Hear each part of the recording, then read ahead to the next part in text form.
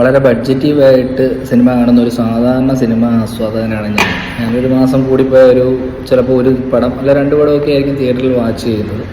അതിന് മെയിനായിട്ട് ഞാൻ കൺസേൺ ചെയ്യുന്നത് ആ പടം ഇറങ്ങുന്നതിൻ്റെ ഒരു ഹൈപ്പ്, പിന്നെ അതിൻ്റെ ബഡ്ജറ്റ്, മെയിനായിട്ടുള്ള അതിൻ്റെ ആക്ടർ, അല്ലെ ബാക്കിയുള്ള സപ്പോർട്ടിങ് ആക്ടേഴ്സ്, ഇതെല്ലാം നോക്കിയിട്ടാണ് നമ്മൾ സിനിമ കാണാൻ പോകാറ്. പിന്നെ ഈയിടെയായിട്ട് കൂടുതലും ഞാൻ റിവ്യൂസും കാര്യങ്ങളും എല്ലാം വാച്ച് ചെയ്തതിന് ശേഷമാണ്, നല്ല റിവ്യൂസും കാര്യങ്ങളും ആണെങ്കിൽ മാത്രമാണ് സിനിമ കാണാൻ തിയേറ്ററിൽ പോകാറ്. അല്ലെങ്കിൽ കൂടുതൽ OTT ആണ് നമ്മൾ പ്രിഫർ ചെയ്യുന്നത്. അങ്ങനെ ഞാൻ കൂടുതലും ഫോളോ ചെയ്യുന്ന 2 റിവ്യൂവേഴ്സ് എന്ന് പറയുമ്പോൾ ഒന്ന് അശ്വന്ത് കോക്ക്, പിന്നെ ഒന്ന് ഉണ്ണി വ്ലോഗ്സ്. ഇവർ 2 പേരുടെയും റിവ്യൂസ് മാക്സിമം നോക്കിയിട്ടാണ് ഞാൻ പോകാറ്. അങ്ങനെ പോകുമ്പോൾ തന്നെ അവർ 2 പേരും നെഗറ്റീവ് പറഞ്ഞൊരു, ഞാൻ ഫസ്റ്റ് ഡേ തന്നെ കാണണം എന്നാഗ്രഹിച്ചൊരു സിനിമ ജോലിയുടെ ഭാഗമായിട്ട് നമുക്ക് കാണാൻ പറ്റിയില്ല ഫസ്റ്റ് ഡേ. പിന്നീട് ഉണ്ണിയുടെയും അതുപോലെ അശ്വന്തിൻ്റെയൊക്കെ റിവ്യൂസ് കണ്ടു. പക്ഷെ അവർ 2 പേരും നെഗറ്റീവ് ഷെയ്ഡ് പറഞ്ഞൊരു സിനിമ, അത് ഒരു അരമനസ്സോടെയാണ് ഞാൻ ടിക്കറ്റ് എടുത്തത്. പക്ഷേ ഒരു 15 മിനിറ്റ് കഴിഞ്ഞപ്പം ലെവൽ മാറിപ്പോയി. പടത്തിൻ്റെ ലെവലെന്ന് പറഞ്ഞു കഴിഞ്ഞാൽ അങ്ങേപ്രം ലെവലായിരുന്നു. വേറെ പടമൊന്നുമല്ല, നമ്മുടെ ടർബോയാണ്, മമ്മൂക്കയുടെ ടർബോ മൂവിയെക്കുറിച്ചാണ് പറയുന്നത്. ആദ്യത്തെ 15 മിനിറ്റ് കഴിഞ്ഞപ്പോൾ മനസ്സിലായി ഈ പടം വേറെ ലെവലാണ്. ആക്ഷൻ എന്ന് പറഞ്ഞാൽ പക്ക ആക്ഷൻ.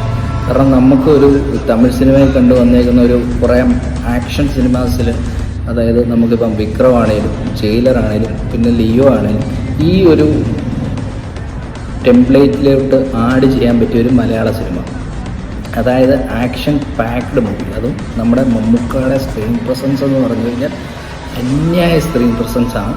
പിന്നെ അതുപോലെ തന്നെ ഈ പടത്തിൻ്റെ നെഗറ്റീവ് റിവ്യൂസ് ഞാൻ കണ്ടപ്പോൾ തന്നെ ഇവർ 2-3 നെഗറ്റീവ് റിവ്യൂസ് പറഞ്ഞതിൻ്റെ അകത്ത് മെയിനായിട്ട് ഇപ്പം അശ്വന്താണേലും പറഞ്ഞതിൽ മെയിനായിട്ടൊരു കാര്യം ചളി കോമഡി, വാരി വലിച്ച് പറഞ്ഞൊരു കാര്യമാണ് ചളി കോമഡി. സത്യം പറഞ്ഞാൽ വൈശാഖിൻ്റെ മുന്നിട്ട പടങ്ങൾ, അപ്പോൾ അത് ഉദയകൃഷ്ണയുടെയും സിബിയുടെയൊക്കെ തിരക്കഥയെക്കുറിച്ച് അവർ പല സിനിമയെക്കുറിച്ചും പറഞ്ഞിട്ടുണ്ട്, ബാന്ദ്രയെക്കുറിച്ച് എല്ലാം പറഞ്ഞിട്ടുണ്ട്.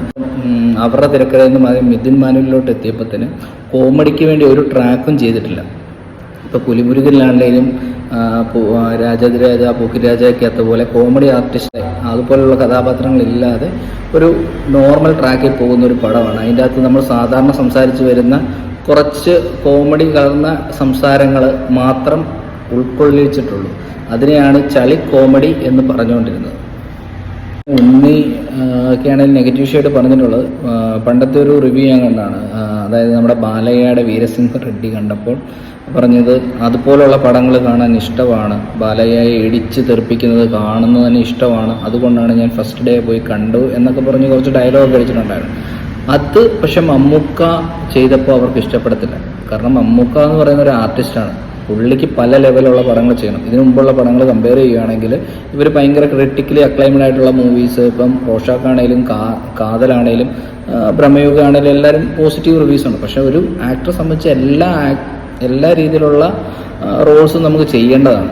അപ്പോൾ അവരിങ്ങനെ ഒരു ആക്ഷൻ മൂവി ചെയ്യുമ്പോൾ അതിനെ നമ്മൾ സപ്പോർട്ട് ചെയ്യണം. കാരണം മമ്മൂട്ടി കമ്പനി ആരോ പറഞ്ഞു കേട്ടിട്ടുണ്ട്, മമ്മൂട്ടി കമ്പനി ഈ പടം പ്രൊഡ്യൂസ് ചെയ്തു, അതെന്തിനു ചെയ്തതാണെന്ന്. പക്ഷെ ഒരു കാര്യമുണ്ട്, ഈ ആർട്ടിസ്റ്റിന് 100 ദിവസത്തെ ഷെഡ്യൂളിന് പുള്ളിക്ക് കൊടുക്കുന്നതിൻ്റെ റെമ്യൂണറേഷൻ എന്ന് പറഞ്ഞാൽ വളരെ എമൗണ്ടാണ്. നമുക്ക് തന്നെ പറഞ്ഞിട്ടുണ്ട്, ഞാൻ പുതിയൊരു സിനിമാ കമ്പനി തുടങ്ങിയതിൻ്റെ മെയിൻ കാരണം തന്നെ നല്ല നല്ല ചിത്രങ്ങൾ, അതായത് പുള്ളിയുടെ റെമ്യൂണറേഷൻ അതിൽ നിന്ന് ഒഴിവാക്കിയാൽ, പുള്ളിയുടെ കമ്പനി ആകുമ്പോൾ പുള്ളിയുടെ റെമ്യൂണറേഷൻ ഒഴിവാക്കിയാൽ ആ എമൗണ്ട് കൊണ്ട് നല്ലൊരു പടം എടുക്കാം, നല്ല നല്ല സിനിമകൾ ചെയ്യാം എന്നുള്ള രീതിയിലാണ് അവർ മമ്മൂക്ക തന്നെ ഈ പടം പ്രൊഡ്യൂസ് ചെയ്യാൻ വേണ്ടി തീരുമാനിച്ചത്. പിന്നെ അതുപോലെ തന്നെ അവരുടെ ഒരു അവതരണം പോലും പല ജോണറുകളിലുള്ള സിനിമകളുടെ ഇത് വെച്ചിട്ടാണ് അവരുടെ ഒരു പേര് തന്നെ അവർ മെൻഷൻ ചെയ്യുന്നത്. അപ്പം ഇതിനു മുമ്പുള്ള പടങ്ങൾ ക്രിട്ടിക്കലായിട്ടുള്ള പടങ്ങളായിരുന്നു, ക്രിട്ടിക്കലി അക്ലൈംഡ് ആയിട്ടുള്ള പടങ്ങളാണ്. പക്ഷേ അതിൻ്റെ കൂടെ മാസ് ആക്ഷൻ സിനിമകളും കൂടെ ചെയ്യുക എന്നുള്ളതാണ്. കാരണം മലയാളത്തിന് വീണ് കിട്ടിയ ഒരു മാസ് ആക്ഷൻ സിനിമയാണ്.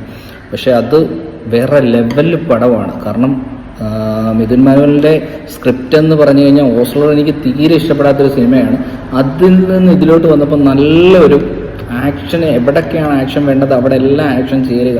പിന്നെ അതുപോലെ തന്നെ നമ്മുടെ ഇപ്പം കേരളത്തിലാണ് അതിൻ്റെ ഒരു സാഹചര്യം വെച്ചിട്ടാണ് ഈ പടം ആരും സമ്മതിക്കത്തില്ല. കാരണം കത്തിയാണ്, തമിഴ് പടത്തിലെ പോലെ കത്തിയാണ്, കേരളത്തിൽ ഇങ്ങനെ സംഭവിക്കത്തില്ല എന്നുള്ള കാര്യങ്ങളൊക്കെ വരും.